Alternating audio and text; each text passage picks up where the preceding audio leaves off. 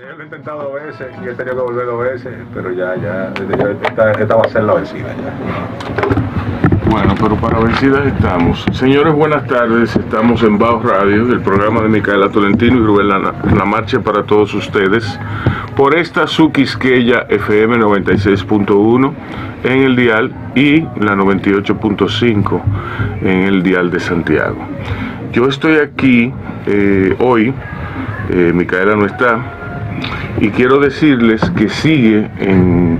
No, que sigue no, que este fin de semana se estrena en Guloya Teatro, Hágase la Mujer. Hágase la Mujer es una obra de teatro muy especial porque fue escrita por Coldo, una persona que estuvo muy presente en la cultura dominicana, con una columna varias veces a la semana en el Nacional. Y entonces él escribió múltiples obras de teatro, entre ellas Hágase la Mujer, que permanece como una de las obras señeras en el teatro dominicano. Y se repone cada cierto tiempo en Teatro Guloya, y esta vez le toca a Teatro Guloya en su festival de teatro de bolsillo. Es una obra hilarante, decidora, y se la recomiendo a todos. Está este fin de semana en horarios que deben investigar en la página de Facebook y demás reductos donde se reseñen lo de Guloya. Por otro lado está lo de Centro León, que ellos nos enviaron las actividades de cierre de la exposición Alma Adentro, el domingo 10 de octubre de 2021. Es el día de puertas abiertas. Tiene una serie de actividades a propósito de la exposición del Sanúñez Alma Adentro, de cierre de la exposición. El domingo 10 de octubre a las 4 de la tarde tiene una presentación del video documental Visita 360 y Recursos Web. A las 4:30 tiene un conversatorio con la artista Elsa Núñez y los curadores Miguel Piccini y Paula Gómez. A las 5:15 una visita comentada y cierre de la exposición. Esto es en Centro León. Señores, y entonces vamos a una pausa, luego volvemos aquí, que ya nuestros entrevistados estuvieron antes que yo, de hecho. Ernesto Alemán se lo cogió muy en serio, parece que él pensaba que él venía a un programa de panel. No, yo arranqué temprano por los per se, tú sabes. No puede hacer que me quedara per se. Llegara tarde. Exacto. Y tenemos aquí al ilustre Pepe Sierra, uno de los mejores actores dominicanos del momento. Cuando yo lo vi en Puerto Pamí, yo dije, wow, este tipo es una fuerza de la naturaleza. Ni él mismo se lo cree. A la franca que sí. ¿Cómo tú estás, Pepe? Yo estoy bien, sobreviviendo aquí en Dominicana, trabajando, ¿verdad? Sí. Y hay quienes buscan sobrevivir en otros sitios. Yo no sé si es mi momento, pero aquí estamos tirando la batalla. Sí, dando la batalla. Bueno, pero no hay vergüenza si la pierdes. Bueno, espero no hacerlo, pero ahí vamos. Sí, ahí vamos. Puede haber honor en la derrota. Exacto. Sí, como dice un amigo mío, perdí, me voy. Señores, quédense ahí, que hay más de Baos Radio. Colorcito verde. Okay. Sí. No lo pienso perder nunca. Yo no aspiro a madurar, que va. Sí. Eso está bien. Señores, bienvenidos.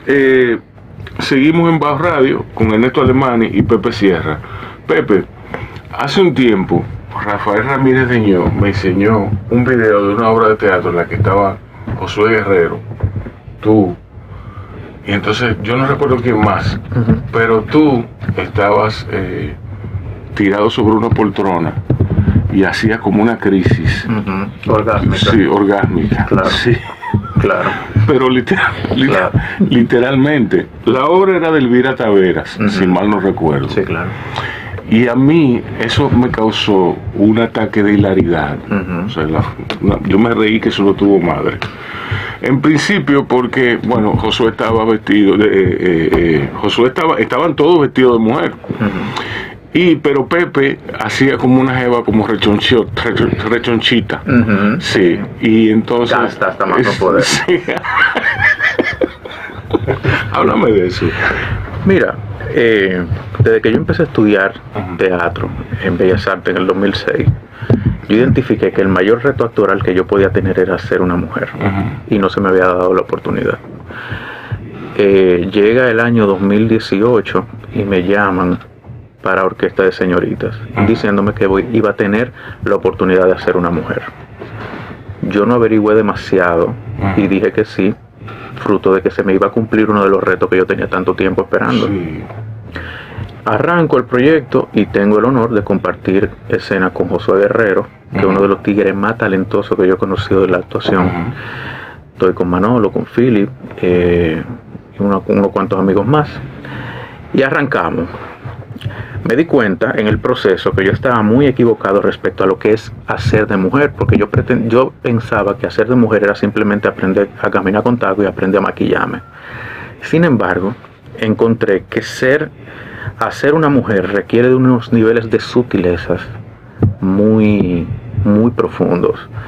Tú tienes que modificar tu dinámica psicológica, tienes que modificar bastante incluso tu dinámica física de interrelación, y en ese sentido se encaminó mi creación.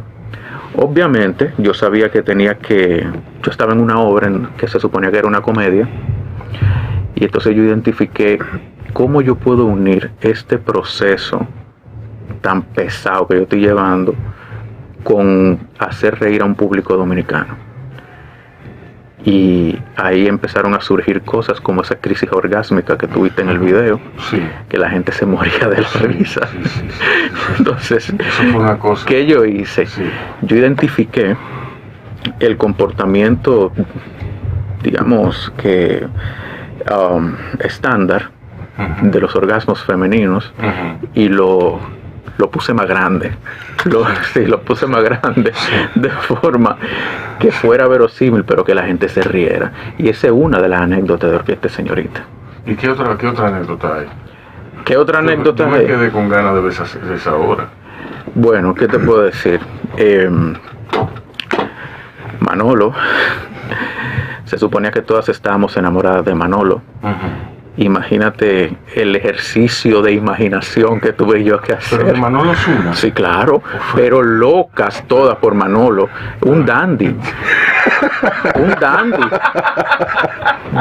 Saludo a mi hermano Manolo, mi hermano. Tremendo, pero imagínate ese ejercicio que yo hice de imaginación para enamorarme de mi personaje de Manolo. De ese papucho.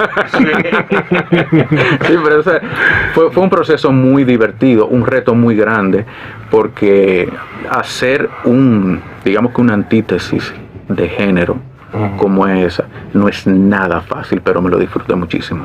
Me imagino que tú probaste la efectividad del carácter, sobre todo en momentos de risa. Totalmente, sí. Total y absolutamente. Mira, yo recuerdo que cuando yo iba a hacer el personaje, yo me compré unos tacos, y en mi apartamento yo me pasaba el día entero con tacos para acostumbrarme a veces a ese ejercicio de... Yo tengo un amigo que hace eso. Pero él no es actor. Ok. Entonces buscaba tutoriales de maquillaje en YouTube. Sí. Pero no era porque yo quería aprender a maquillarme, yo quería entender lo que es el proceso de maquillaje, lo que es el proceso de cambiar, intentar cambiar tus facciones originales en pro de las concepciones de lo que es ser una mujer. Y al final puse toda esta creación en mano de Elvira, y en esos momenticos era donde yo decía, sí, el personaje funciona. Sí. Pero no solamente cuando la gente se reía, sino cuando la gente hacía silencios. Cuando la gente reacciona, sí.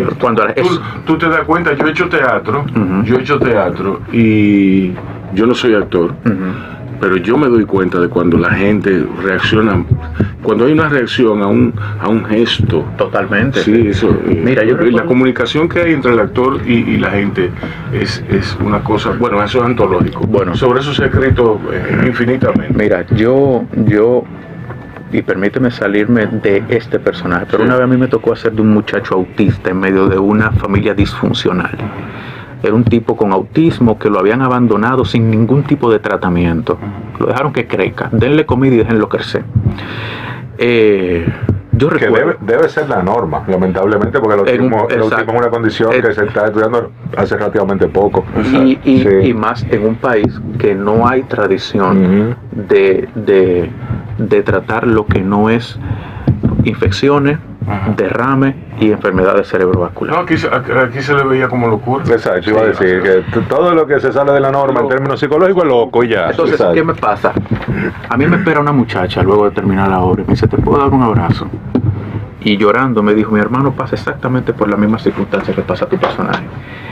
Y ese es de los momenticos que tú dices, ser actor vale la pena. Esa comunicación que tú puedes establecer en términos, digamos, por decir algo metafísico, espirituales con el público, eso no hay forma de pagarlo en términos de plata. Sí. ¿Dónde tú estudiaste? En Bellas Artes. Sí, como casi todo el mundo. Sí, exacto. Yo estudié teatro en la Escuela de Bellas Artes. Empecé en el 2006 y me gradué en el 2008. ¿Y cuál fue en qué horas tú participaste en esa época? Mi primera obra profesional fue una obra escrita por Radamés Polanco. ¡Wow! Se llama Fuga. Trata sobre... Es una cárcel mixta donde hay un tipo, un albino, que está obsesionado con la masturbación y con Vikiana. Vikiana literal. Sí. La Vikiana del show de aquel. Sí, sí. Exactamente. Y desde ahí yo identifiqué que mi fuerte y mi pasión dentro de la actuación era la caracterización.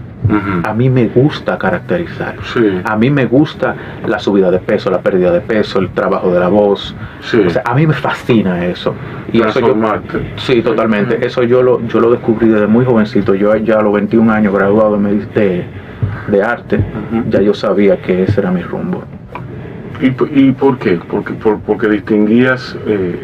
Porque es un reto. sí. Yo tengo una... Tú ves la actuación básicamente como un reto. Exacto, yo veo la actuación como una oportunidad de retarme. A mí los retos me yompean en términos psicológicos. Te dan un rostro. Totalmente, Sí. total y absolutamente. O sea, cuando yo tengo que, por ejemplo, en Orquesta Señorita, que hacer una mujer, es un reto gigantesco, porque yo me lo tomo en serio. Sí. Hay quienes no lo hacen así, pero yo sí, yo me lo tomo en serio. Pero no solamente cuando tengo que hacer una mujer, cuando tengo que hacer un tigre como Cacheo, que tú viste en Puerto para mí, Sí. donde tuve que estudiar Monkey Black hasta más no poder, y a un tipo que se llamaba Ángel La Rabia, que lo mató a la policía. Pero, por ejemplo, ahora en Carta Blanca, que tuve que hacer un policía que ejemplifique en carne propia la crisis dentro de la institución. O sea, todos esos son retos para mí que me yompean personalmente. Sobre todo, yo me imagino que el del policía. ¿Tú sabes por qué? Yo creo que el policía se está convirtiendo cada vez en un personaje como lo que era el policía para Sidney Lumet, ¿tú me entiendes? Que era objeto de un estudio psicológico muy profundo. Porque el policía como que se está volviendo la ejemplificación de la lucha entre el bien y el mal, el policía. Exacto. En sí mismo. Exacto. Mira, nosotros ahora mismo no, nosotros tenemos años sufriendo una crisis de relación entre la sociedad civil y el policía. La gente en la calle le ha perdido la confianza a la institución y le ha perdido la confianza a la gente. Sí. Y le tiene miedo al policía. Total y absoluto. Sí. Pero le por tiene favor, más miedo al policía que a los tigres. Pero, o sea, O tanto miedo. o sea, y no es posible. Porque el tigre tú no lo identificas desde que lo ves. Al policía sí. Entonces eso hace que tú... Sí, pero el policía hay un comportamiento dentro del espectro de lo impredecible. El policía, tú sabes que él viene por de ti y tú no sabes lo que él quiere. Exactamente. El tigre tú sabes que quiere lo tuyo y tú sabes cómo dárselo. Exacto. ¿Tú entiendes? O tú sabes que si no se lo das, tienes que tener una disposición tanto o más grande que él hacia la violencia. Entonces tú sabes cómo paliar. ¿Tú me entiendes? Pero el policía no, el policía tú no sabes con qué te va a saltar. Entonces mira qué pasa. Nosotros tenemos una serie de individuos con una formación ética precaria y una formación, digamos que académica también precaria. Te va a decir una formación, punto. Exacto, una formación Precaria. precaria. Entonces Sí. tú tienes este individuo investido de poder a través del uniforme, que el uniforme es un símbolo de poder en la sociedad. Sí. Entonces tiene un tipo con una cuota de poder y con un arma de fuego. ¿Qué da esa ecuación? ¿Entiendes? O sea, una pobre formación en vestido de poder y un arma de fuego. Abuso de poder.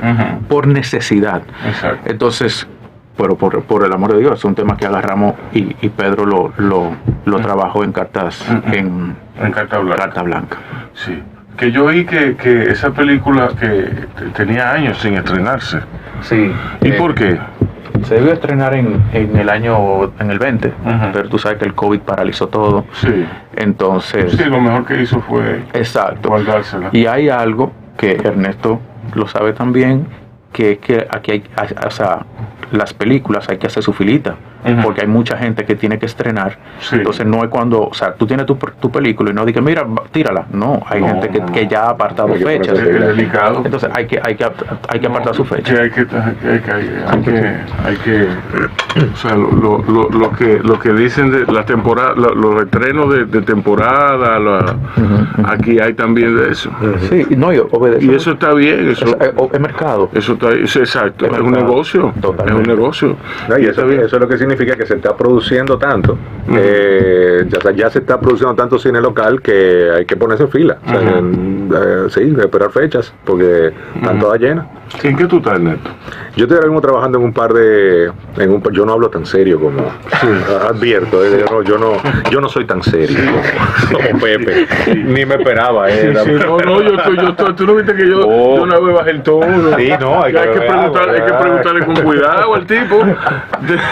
Yo estoy en este momento trabajando, yo tengo un par de años ya, casi 3, trabajando un documental sobre el género urbano, sobre el movimiento urbano, que bueno, que es bastante más abarcador que simplemente exponer lo que ya sabemos, ¿no? O sea, nosotros estamos tratando de encontrar los orígenes del movimiento aquí, en los barrios donde salió, y estamos hablando desde Viva Rap 89, Super Frank, de ahí para acá, cómo se ha ido conformando ese movimiento hasta lo que ya tenemos hoy, que es lo que pasa hoy, ¿no? Que es el género rey de la cultura popular hoy. Sí. Y eso es en lo musical y en términos de los protagonistas de todo ese movimiento, pero también tiene un abordaje sociológico, etnomusical, o sea, de dónde salen esos sonidos. Nosotros hemos ido a entrevistar, no se pudo hablar con el general, por ejemplo, porque él ahora es evangélico y no de entrevista, pero entendiendo que o sea, que venimos de dónde salen esos. Sí, bueno, eso mismo. Pero bueno, el punto es que estamos, o sea, en lo musical venimos de los orígenes en Jamaica, y cómo eso pasó por Panamá, pasó por Panamá, Puerto Rico, tal, hasta que llegó aquí, y entre Puerto Rico y aquí es donde ha explotado, y estamos dándole también el enfoque sociológico a eso, o sea, entender ese fenómeno toquicha, el fenómeno alfa, que eso tiene una raíz sociológica importante, claro. Así es, toquicha es la fiebre. Efectivamente. Sí, la fiebre en la sábana. Así es. Ella es no oculta, porque ella todo es a la franca, pero ella es muestra de una realidad que está más atrás de ella, que es todo lo trágico que tú. Y ella es muy inteligente. Sí, yo te apuesto que sí. Lo que ella es brillante, ella está muy clara de lo que ella está haciendo, y ella realmente como producto autocreado y autogestionado, ella sabe muy bien lo que está haciendo, y lo que eso provoca, y de dónde viene, y por qué elige los temas que elige para generar escándalos. Esa muchacha está clarísimo, y eso amerita en sí mismo un análisis sociológico. O sea, ¿qué es eso que ella representa? ¿De dónde viene? Esa necesidad de transgredir, ¿a qué responde? ¿Qué es lo que ella expresa realmente? Todo eso, todas esas cosas las estamos metiendo en una licuadora, y como estamos tratando de hacer un trabajo serio, eso se toma su tiempo, porque hay cosas de las que hablamos hace 2 años, qué sé yo, con Santiago Matías. Santiago Matías hace 2 años era una persona y hoy ya es otra, en 2 años. O sea, lo que ha pasado con la evolución de él como empresario, todas esas cosas. Pero también él representa un montón de cosas. O sea, y él como figura, digamos, mediática, lo que él representa en este momento, ya lo hemos tenido antes. O sea, la persona radial de Santiago Matías no debe ser confundida con la realidad de Santiago Matías. Exactamente. Es algo que tú debes saber separar. Tú no creerías que Howard Stern es un tipo tímido, pero lo es. Lo que pasa es que él, cuando se mete en cabina, él se transforma. Y tú no creerías que Howard Stern es un tipo que se lleva de su mujer, que hace todo lo que ella diga, que no dice, que es un tipo calladito en su casa. Nadie lo creería, pero así es. Claro. Entonces hay que saber distinguir, dividir la persona radial de la persona. Así es. Pues nada, yo un poco, o sea, en eso tengo un par de años trabajando y la verdad es que ha resultado para mí muy interesante meterme para lo hondo en ese mundo, conocer esas. Qué bueno que tú exploras eso como autor, porque a mí se me ocurre que sería siempre es interesante para un director explorar nuevas cosas, probar su capacidad, autoprobarse a sí mismo, que puede hacerlas, sobre todo tú, que se creó una expectativa, yo dije, tú verás que Ernesto va a salir con algo inusual. Ernesto va, no esperen ficción, más ficciones de Ernesto. ¿Entiendes? ¿Por qué? ¿Qué te digo? Bueno, ahí entran varios factores. Yo tengo 3 hijos, sí. lo cual me obliga a mantener unos determinados niveles de ingreso, que la realidad es que el cine de ficción no popular no lo da. No. O sea, no. El cine, para el que lo hace, o sea, para uno como productor, realizador y demás, uno está metido en una camisa de fuerza que te impone la ley de cine, y es que uno, como en realidad uno está trabajando con fondos públicos, porque esa es la realidad, sí. Aunque me lo dé una empresa, sí. Ese dinero que me entrega la cervecería es un dinero que deja de pagar de impuestos. Sí. O sea que en realidad yo estoy trabajando con dinero público. Entonces, por esa condición, uno tiene topes salariales, tiene una serie de restricciones que están muy bien, yo lo aplaudo y lo respeto, sí. Pero la realidad en te queda de otro. Exacto. Pero la realidad es que eso no nos da para vivir a quienes no hacemos cine de vocación netamente comercial. Exacto. O sea, y en este país el cine que tiene éxito comercial es la comedia popular. Es básicamente. ¿Tú crees que están teniendo un éxito comercial? Ya no. Pero ya por la sobresaturación, es porque ya se ha hecho tanto lo mismo, o sea, qué sé yo. Exacto. O sea, Robertico, Archie, que por demás yo siempre digo, cada vez que tengo la oportunidad, que qué bueno que existen, porque la realidad es que el cine, que es arte y es industria, ¿no? O sea, el cine produce productos culturales y productos de entretenimiento. Entonces, el entretenimiento. El cine produce goce. Digamos. Goce. Ajá. Porque el fin de todo arte es producir goce.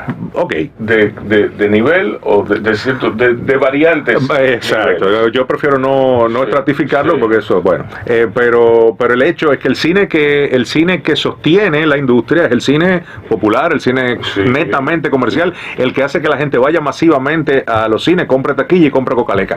Gracias a ese cine que hacen Robertico, Archie, en su momento hacía Alfonso, qué sé yo, nosotros tenemos equipos de última generación, aquí hay ahora mismo de todo.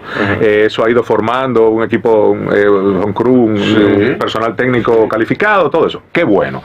Pero digamos que el otro grupito de realizadores, no sé, Laura Amelia, Nelson Carlos de los Santos, o sea, los que hacen un cine netamente cultural, o sea, que hacen un cine porque entienden que necesitan hacer cine, necesitan expresarse y son artistas netos, no viven de ese cine. Porque si no hacen ese cine, se vuelven locos, Así se dan un tiro en la cabeza. Así es. Pero la realidad es que no te da para vivir. Entonces, digamos que eso me hizo volver a mi cauce, o de donde yo vengo, que es de producir publicidad, porque sí, la publicidad me permite vivir con dignidad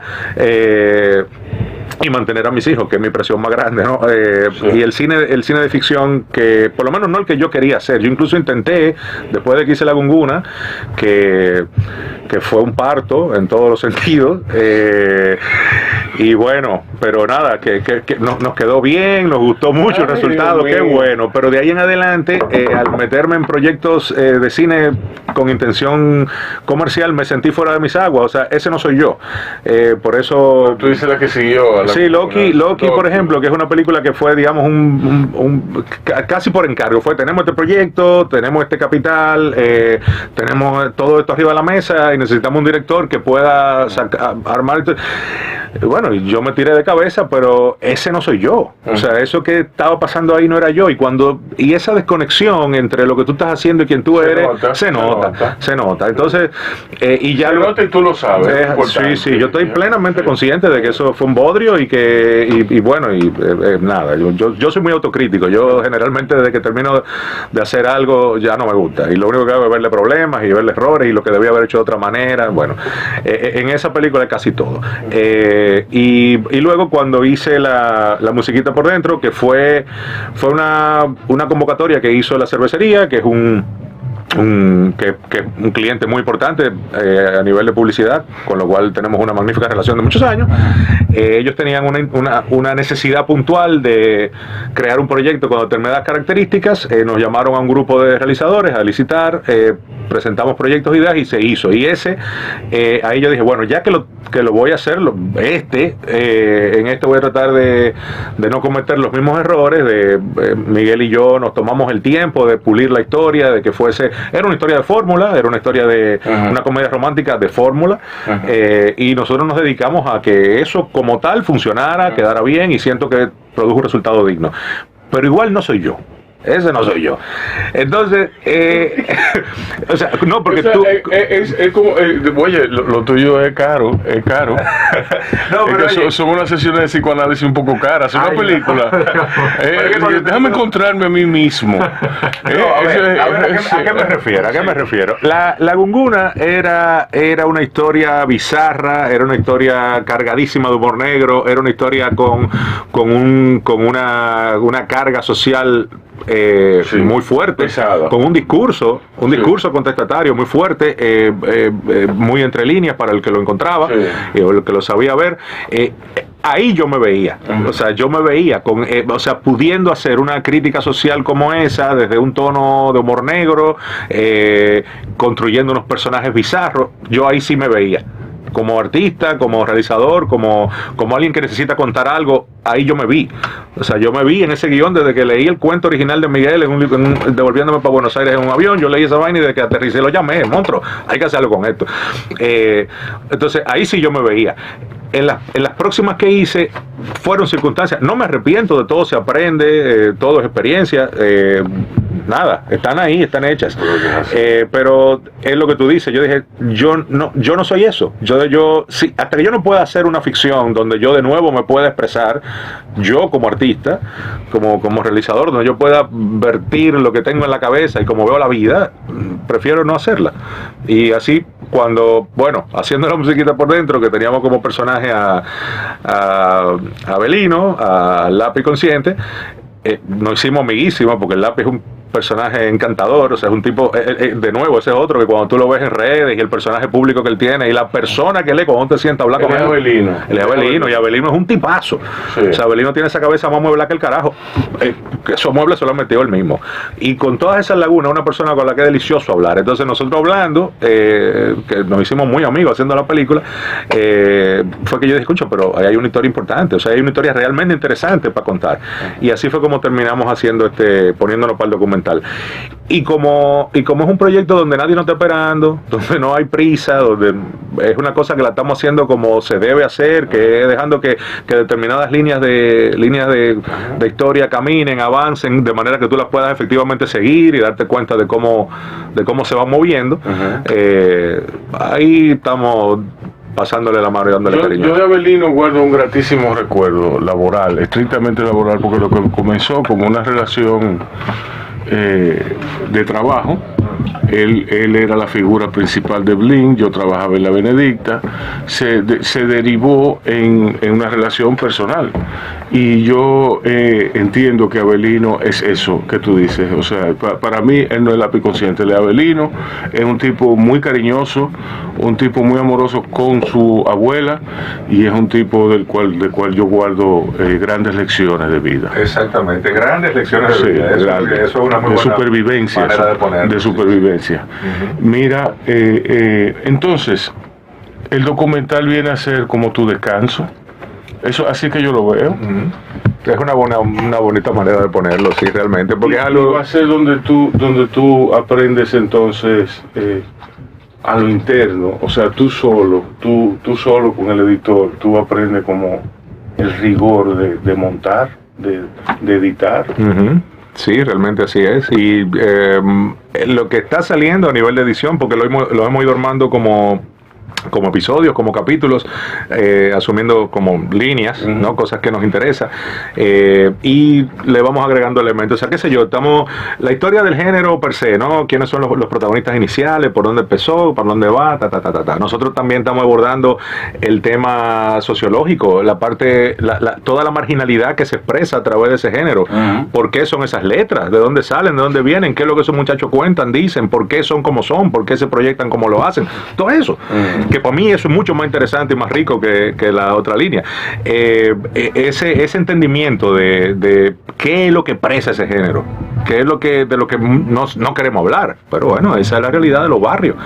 Esa es la realidad con la que crece el 70% de la población dominicana. Crece en ese margen, en ese terreno de los nadie, ¿no? De que gente que no tiene voz, que siempre se vio marginada.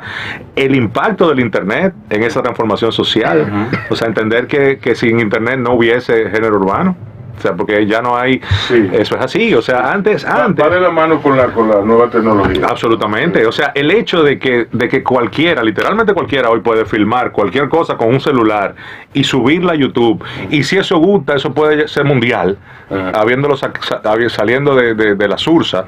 Y puede ser mundial. Literalmente es así, puede ser. Eso no pasaba antes. Porque ese era el muchacho que tenía que venir a esta emisora, ver si lo dejaban entrar, ver si el CD que él grabó humildemente, como pudo, te lo ponía a ti para que tú desde que lo agarraras lo tiraras en un zafacón. Esa era la realidad de antes. Si yo le dijera busca 12,000 para empezar a hablar. Correcto. Como el Internet, digamos, eliminó esa intermediación, ya la gente sube su contenido y ya es la propia gente la que decide. Y es difícil para mucha gente entender que la música no está en las emisoras. Ya la música está en todos lados y le pertenece a todo el mundo. Las emisoras son el último reducto, la última línea de defensa. La emisora que no se transforma, que no se pone a tono con esa realidad, se está perdido. ¿Tú me entiendes? Por lo tanto, la emisora transmite en internet, la emisora que no hace esa división, que no toca todas esas bases, se pierde. Así es.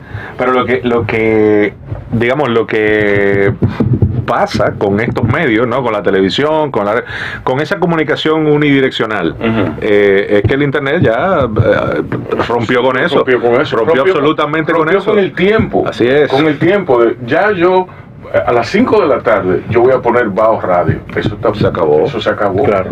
Se acabó. Yo lo oigo cuando yo quiera. Bajo Radio yo lo oigo cuando yo quiera, a la hora que yo quiera. Claro. Y en el momento en que yo me sienta bien. Y si me da la gana lo paro, me voy a hacer cualquier cosa y después sigo oyéndolo. Así es. Esa es la realidad.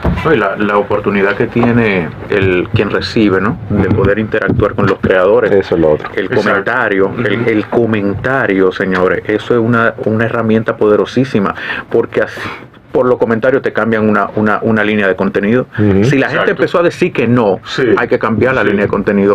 Antes no, antes era como lo expresa Ernesto, era unidireccional. Tú tienes que coger lo que te den y ya. A la hora que te lo pongan. Ahora no, ahora la masa tiene un poder a través del cual exigir, que es el like y el comentario. Sí, así es. Señores, vámonos a una pausa, vamos al noticioso, vamos a oír musiquita, luego vamos a volver a cuestionar a Pepe Sierra sobre su papel en mi película favorita de él, de todos los tiempos, la película que, oye, yo vi a Pepe en el Teatro Nacional y yo me le acerqué, yo fui donde él. Yo me acuerdo yo le dije, diablo, monstruo, lo tuyo no tiene ejemplo. Yo me acuerdo de ese día. Diablo, para mí fue una cosa espectacular ver a Pepe en esa película. Pepe hace la película. Entonces lo vamos a cuestionar sobre su papel en Puesto para mí, de Iván Herrera. Lamentable que Iván es un desgraciado. Iván no está en parte, Iván no aparece, me llama cuando le da la gana. Quitadísimo, siempre está como, él vive como en el fringe, en el borde de la... Él vive en cabaret. Sí, no, en Sosúa. No baja. Sí. No, pero está bien que se quede allí, que a lo mejor demasiada energía, se carga, esta ciudad se carga cuando viene Iván Herrera. Ok, entonces quédese ahí, que va o sigue, vamos a ir el noticioso y después volvemos con Pepe. Es así, todos queremos que nuestros hijos aprendan a pensar, o eso pensamos. Exacto. Sí, hay quienes no les interesa eso, pero ese es otro tema. Sí, que parecería que lo único importante es que aprendan a hacer cuarto.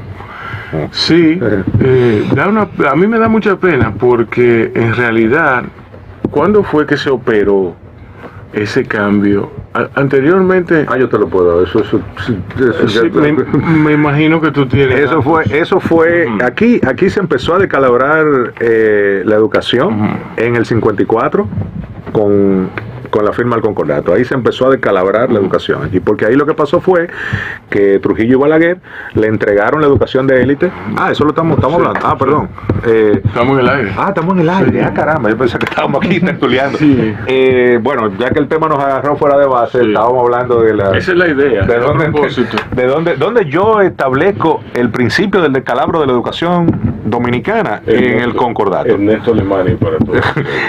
yo digo que en 1954, cuando se firmó esa desgracia, Trujillo y Balaguer lo que hicieron fue entregarle la educación de la élite a la Iglesia Católica. De ahí salen el apostolado, el Santo Domingo, el Loyola. Claro, no estoy con eso diciendo que esa educación es mala. No. Estamos claros de que el Don Bosco, el María Auxiliadora, que se quedaron más en la clase media, qué sé yo, pero la élite se formó en esos colegios católicos con esa mentalidad conservadora, todo lo que sabemos. Y paralelamente la educación pública se empezó a desmontar. O sea, aquí los pobres de hace 60 años o sea, la educación ostosiana para el carajo, ese pensamiento crítico, creativo, analítico, lógico, no queremos nada de eso, queremos súbditos y queremos una élite que se asuma como tal. Maestros que repitan. Exactamente, y que la educación consiste en memorizarse fechas y en nombre de que desde que tú llenas el examen se te olvidan, porque no sirven de nada. Tú no entiendes el contexto histórico de los hechos, tú no entiendes de dónde viene ese personaje histórico, qué lo formó como tal, qué lo motivó a hacer lo que hizo, nada de eso. No, aprende el nombre, la fecha y ponle un examen y se acabó. O sea, ¿qué educación es esa? O sea, y esa es la nuestra. Sí. Y esa es la nuestra. Y eso es una hechura para mí de un resultado directo de ese proceso, específicamente de ese proceso. O sea, del hecho de que aquí se tomó la decisión política de entregar la educación de élite a una estructura conservadora y formar a la élite como entes conservadores y completamente desmontar la educación pública, la que recibe el pueblo, o sea, los que van a los liceos, a las escuelas, esos muchachos lo que necesitan es aprender a apretar tuerca y a venir a trabajar en las industrias de quienes se formen aquí, en este otro extremo. Y eso es esta sociedad. Y para mí, y yo me he puesto a escribir sobre el tema, en algún momento haré algo con eso, yo marco la firma del concordato como el principio de la debacle. Deja poco espacio para la esperanza. Pero sí, yo creo que Ernesto tiene razón. Una razón que no necesariamente me gusta dártela, tú me entiendes, pero es así. O sea, aquí la educación... Tú eres una flor de fango. Exacto, yo iba a decir, o sea, cuando tú contaste tu trayectoria y ver lo que tú eres como ser humano hoy, tú efectivamente eres una flor en el fango, ¿verdad? Que es mejor que decirlo en el estiércol, pero sí, o sea, porque es inusual tu cuadro. Yo soy una flor de fango también.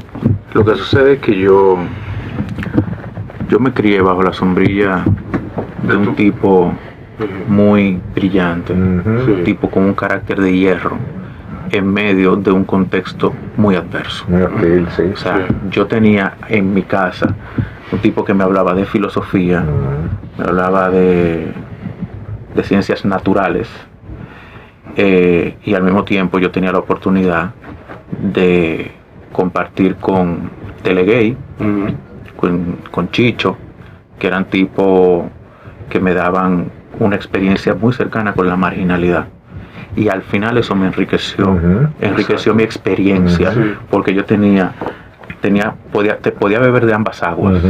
Entonces, por eso entiendo que tengo esa facilidad para poder interpretar esa clase de personajes. Y entenderlo.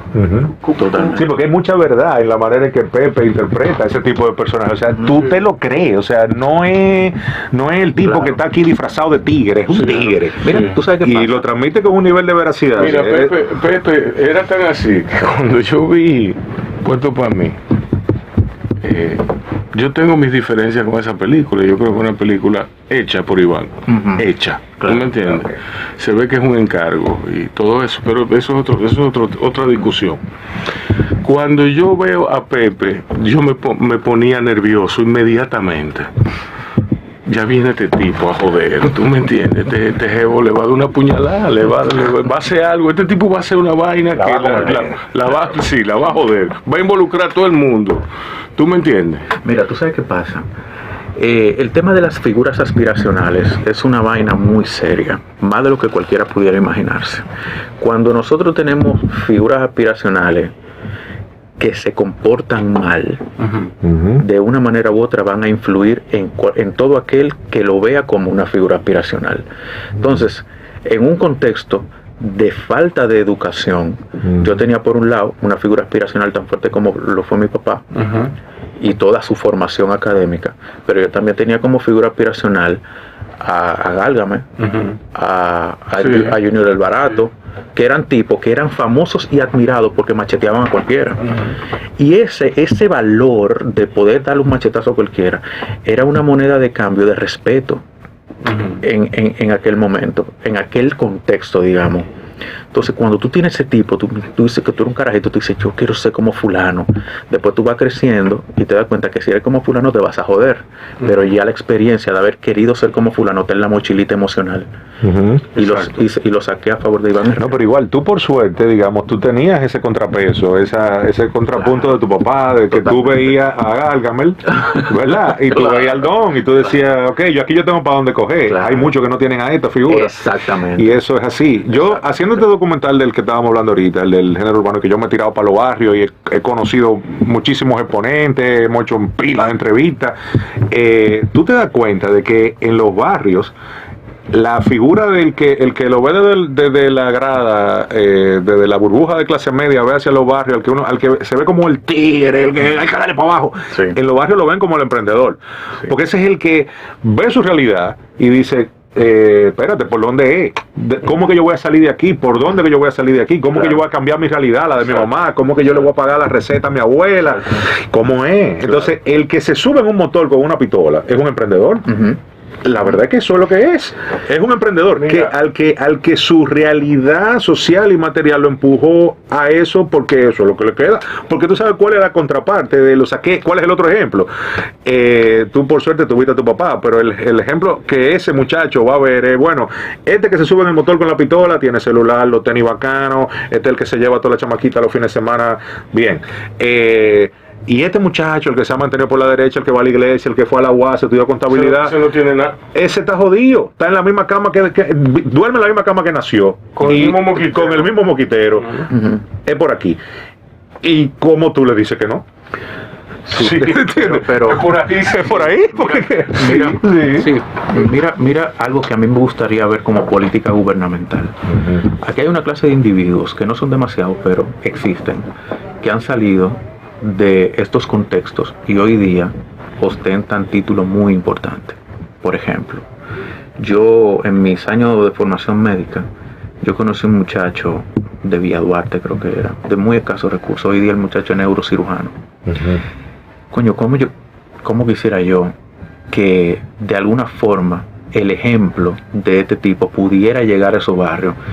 Que este tipo salió de aquí y hoy día es neurocirujano. Los neurocirujanos dentro de la medicina se ven como los ángeles dentro de la medicina. O sea, los tigres más finos que hay dentro de la medicina son los neurocirujanos. Entonces, que esos ejemplos puedan llegar de una forma, aunque son lo menos, obviamente, pero pudieran llegar. Ese modelo tiene un hándicap, y es que no cualquiera puede ser neurocirujano. cualquiera puede ser artista urbano, cualquiera puede ser atracador. Claro. Eso es lo que limita en ese caso. O sea, esos modelos aspiracionales que tú describiste muy bien, tienen una limitación que te la impone tu propia condición. O sea, aunque yo quisiera, yo nunca podré llegar a ser neurocirujano. Y yo soy una persona que tuvo el privilegio de educarme, pero yo no llego a neurocirugía, ni loco. Pero no se ha ni matado, no hay forma. Pero el problema mío es el pulso. Entre otras cosas, pero yo pudiera disfrazarme de como se disfrazó Kiko. Nosotros tenemos una entrevista con Kiko, atiende, oye esta vaina, nosotros tenemos una entrevista con Kiko, porque Kiko viene, Kiko el Crazy. A mí lo que me gusta de esto es la digresión. Sí, como tú estás cogiendo para cualquier lado. ¿Cómo se llama? Nosotros tenemos una entrevista con Kiko. Kiko, antes de ser el que tú conoces ahora, él había estado en un grupo, no sé si era el Army o el Batallón, porque eso coincidió y a mí siempre me cruzan. Pero él era parte de un boy band urbano. Claro. Y él tenía unos dreads, o sea, unos dreadlocks. Él tenía el pelo así. Yo tengo una conversación con Kiko todavía viéndose así. Okay. 2 meses después tenía los cabellos rosados y era el tigre que tú conoces ahora. Ahora, la entrevista del que tenía los dreadlocks y la de los cabellos rosados son 2 personas completamente diferentes. Totalmente. Y no me acuerdo por qué lo empecé a decir eso. Pero déjame decirte. No. Tú estabas hablando respecto a que este tipo que sale de este contexto y hoy día es neurocirujano es una excepción tal. Perdón, sí, lo decía porque es fácil disfrazarse. Kiko se pudo disfrazar del que es ahora. No pudiera disfrazarse de neurocirujano. Pero por ejemplo, ese es un caso súper excepcional de un tipo que sale de este contexto y hoy día es neurocirujano. Pero digamos que no solamente que la aspiración no solamente sea ser neurocirujano, que se pudieran hacer, o sea, que obviamente estos barrios tienen ejemplos de gente que ha tenido éxito en la vida a través del academicismo. O sea, vamos a poner a esa gente como ejemplo que le puedan llegar a eso, ¿tú entiendes? Sí. O sea, que no necesariamente que vuelvan a ser los peloteros. Que no necesariamente el ejemplo aspiracional sea el tipo que se busca su cuarto como sea. No, que también tenga una contraparte, ¿entiendes? De un tipo o de la joven que pudo salir de este contexto y a través del academicismo hoy día ha mejorado su vida. O sea, es que se le presenten ambas opciones. Ahí, otra vez repitiendo una entrevista de la que hicimos, el Foster creo que fue que me dijo algo parecido. Me dice, mira que lo que pasa es cuando tú creces en un entorno de sobrevivencia, tú no tienes la posibilidad de proyectar. Tú no te planificas a 5 años. Tú te levantas todos los días a buscarte la comida de ese día. En los barrios aquí cuando llueve 3 días muy fuerte se pasa hambre. Porque mucha de la población que vive en los barrios tiene oficios informales que viven literalmente del día a día. O sea, se levantan hoy por la mañana, salen a buscárselo de comer, después de comer se buscan lo de cenar. Y no necesariamente tienen seguro el desayuno. Y después se buscan el chin que le van a poner al alquiler. Por ejemplo, y después el de beberse el potecito. Pero se vive en un estado permanente de sobrevivencia. Al salto de la puerta. Ahí no hay espacio mental, psicológico para proyectar absolutamente nada. Concebir, asumir que yo me puedo hacer médico y pasarme 6 años en una academia y después 3 años en una especialidad y después, o sea, proyectar que yo le tengo que dedicar 12 años de mi vida a salir de donde yo estoy es algo muy difícil para alguien que todos los días se tiene que levantar a sobrevivir. Lo entiendo perfectamente, pero es posible. No, sí, fíjate, lo es. Yo, a lo que voy, perdón, Pepe, y excúsame, para no perder yo la idea porque a mí se me dispersa mucho, es que nosotros no podemos, y lo hablábamos ahorita fuera del aire, asumir que nosotros vamos a poder resolver el problema de la criminalidad, de la inseguridad de la que tú hablabas, si nosotros no resolvemos un problema de base. Y es que tú no puedes pretender que en una sociedad donde en un semáforo del centro se para una jipeta que vale $150,000 y hay un niño descalzo limpiándole los vidrios, ese cuadro que si tú lo observas con objetividad es violentísimo, en ese contexto no puede haber convivencia pacífica. No es posible que haya convivencia pacífica. O sea, si nosotros no abordamos un problema de fondo, de base, que nosotros tenemos como sociedad, que es una desigualdad grosera, absurda, asquerosa, que la hemos construido nosotros, y que como la hemos construido deberíamos poderla deconstruir y reconstruir algo mejor, y hay suficientes sociedades a las cuales mirar como modelo, hasta que eso no lo abordemos con ese nivel de seriedad, que no asumamos que el tigre no es tigre porque quiere, que eso es un resultado de una construcción social de la que todos somos parte. Claro. Entonces, si nosotros no abordamos el problema de esa desigualdad grosera, de la que se derivan todos los otros problemas sociales, cuando tú lo miras con objetividad, tú dices, ven acá, este delincuente, ¿de dónde viene? ¿Por qué terminó aquí? Bueno, el que tú quieras, el problema social que tú quieras, tú verás que terminamos ahí. Y si ese no se aborda y de ese no queremos hablar, cuando se habla de eso, nada más hay que ver las redes para ver cómo reaccionan cada vez que tú hablas. Pero ni ellos mismos quieren hablar. Exactamente. Tú sabes, por ejemplo, Ellos prefieren una juca, dame una juca y dale para allá. Pero mira, Dime. pero fíjate que partiendo de que la minoría de los que intentan buscarse, quiero ponerlo entre comillas, buscarse su cuarto, es la minoría que tiene éxito en ese camino. O sea, partiendo de esa premisa, démosle o mostrémosle otra vía de poder mejorar la vida, que no es necesariamente es buscándose su cuarto, que hay otras vías de que tú puedas mejorar. ¿Tú sabes quién intentó ser embaucero? ¿Quién? Felipe de los Rabacucu. ¿Tú sabes quién es? No. de los evangélicos. Los Rabacucu. Felipe hizo por ¿Cómo va a ser? ¿Tú no lo viste? De redes. Un muchacho que se pega el caco, que es así, furibundo, aparísimo. Él hizo su intento y no le fue bien. Como él, hay muchísimo. Sí. O sea, para tú tener un lápiz consciente, para tú tener un alfa, hay 3.000 que lo intentaron. Yo iba cuando hacíamos los tours de Blink, que era la bebida de Benedicta que Lápiz promovía. Yo iba a los conciertos, yo tenía que ir con la avanzada y yo iba por ejemplo, a San Juan de la Maguana. Y en San Juan de la Maguana, en la discoteca, a mí me abordaban múltiples muchachitos, múltiples jovencitos, me daban su CD.